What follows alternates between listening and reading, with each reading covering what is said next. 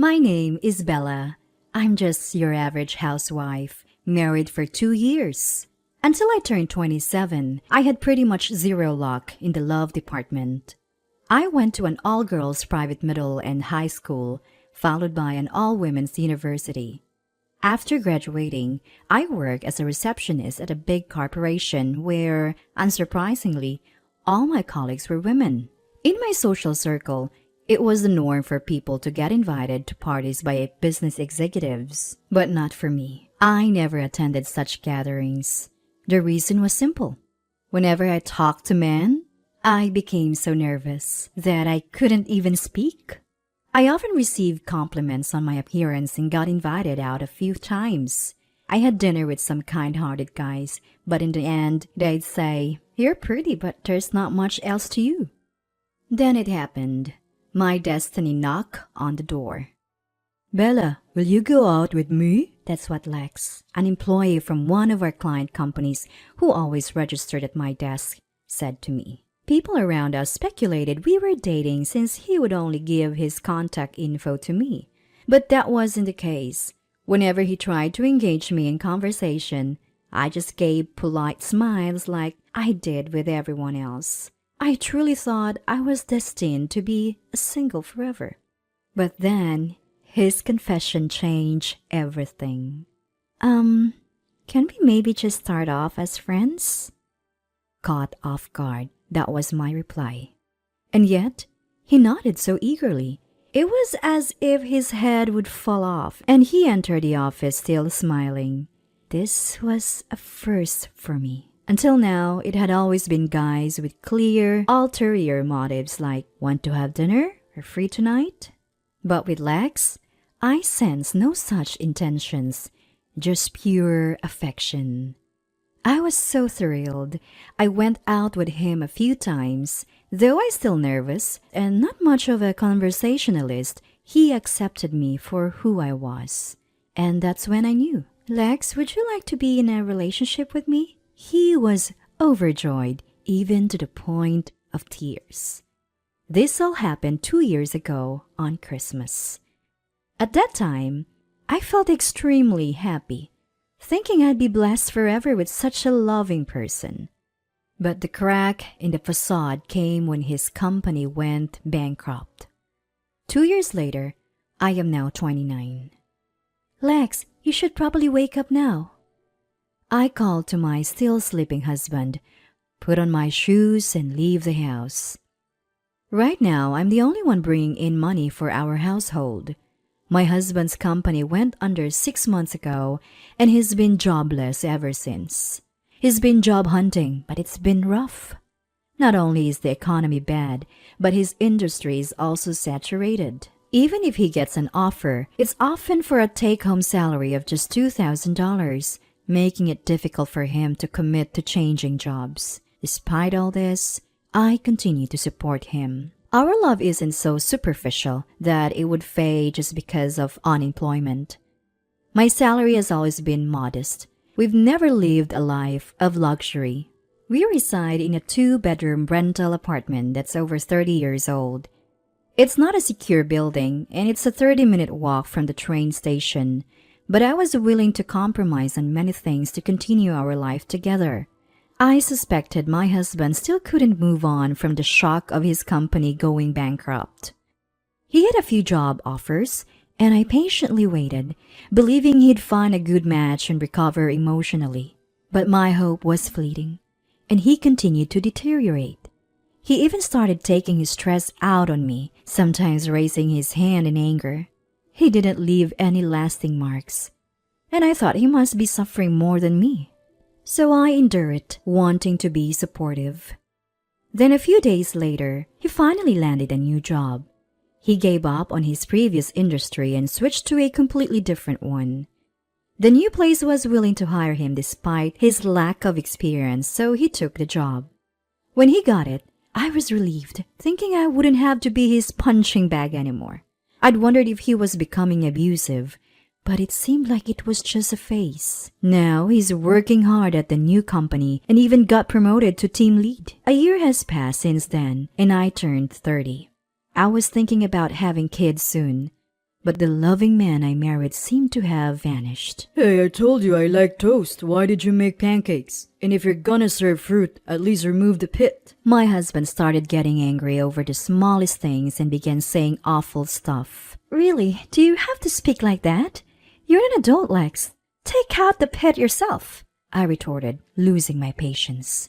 He responded by slamming his fist into the wall, intimidating me. I'm not confrontational, but I know instinctively that his behavior is emotional abuse. Lately, I've been careful not to provoke him, but we've been fighting a lot, and I'm emotionally drained. The breaking point for me was when he took it out on me. The pressure of his new job seemed to be the root cause. He got promoted to team leader shortly after proving his worth. Not everyone's telling him he's on the fast track to becoming a department head. Unable to bear this new pressure, he started lashing out at me, the easier target. Actually, I quit my job when I turned 30 to become a housewife. I'd always planned to leave my receptionist job in my 30s to pursue something I truly wanted to do. My husband knew this, so I retired as planned at 30. But it seems he doesn't like it. In this day and age, women need to work too. I can't support both of us on my salary alone, you know? Do you even appreciate who's providing for you? He complains while eating, then grabs his bag and leaves for work. When he was jobless, I was the one supporting him. So why am I the one being blamed now? That was when I began to feel distant from him emotionally. One day, I returned home to find unfamiliar shoes at the door. To my surprise, my mother-in-law was lounging in the living room. "Oh, Mom, what are you doing here?" When I approached her, my mom flatly said, "Didn't Lex tell you? I'm moving in here from today." I had never heard anything like this. Later, I found out the reason was that my father-in-law had passed away and my mom-in-law was feeling lonely. So my husband had suggested she moved in. Of course, no one consulted me. As I stood there stunned, Mom-in-law ordered me to start making dinner. "A homemaker's worth is proven by serving her family, so get on with it." Confused and frustrated, I went to the kitchen to make dinner anyway. Then as the food was nearly ready, mother-in-law came in and said, "Lex hates stewed burgers. This is garbage." She dumped the almost finished dish into the trash. I was sitting inside, but oddly words failed me when I was confronted by this unexpected situation. Unable to speak up, I watched as my mom-in-law caused a scene. And then my mother-in-law started rummaging through the fridge and began cooking without asking. Finally, regaining my composure, I said, "Hold on, Mom. I planned meals for the week and bought groceries accordingly." Just as I said that, he dumped flour on my head. Coughing from the flour, I continued to watch her make her dish and then demand I clean up. My husband eventually came home and was delighted to see the meal. "Oh yes, this is the kind of food I want. No need for salads. Fried stuff is the best." Ignoring me, he happily sat down to eat with Mom. At that point, my heart felt like it had been smashed and painted over the black ink. From then on, the daily harassment from mother-in-law and the emotional abuse from my husband continued. I felt there was no place for me in this home. And even though my husband has pressed for intimacy, under the circumstances, I naturally couldn't accept. I had been avoiding getting pregnant, even though I'm already 30, because I don't want a child with this abusive man. Then finally, the last straw broke. My mom-in-law said she was feeling unwell and asked me to drive her to the hospital. I didn't want to spend time with her, but I couldn't just leave her unwell. So I begrudgingly drove her to the hospital. But when I went to pick her up, a social worker called me into a separate room. "You must be having a tough time doing all the housework and childcare alone, but taking it out on your husband and mother-in-law isn't good," she said. Apparently, mother-in-law had been claiming that I caused her bruises from a fall. Worse, she'd been going to the hospital multiple times and had consulted about me every time. It seems she had chosen today to deliver the final blow.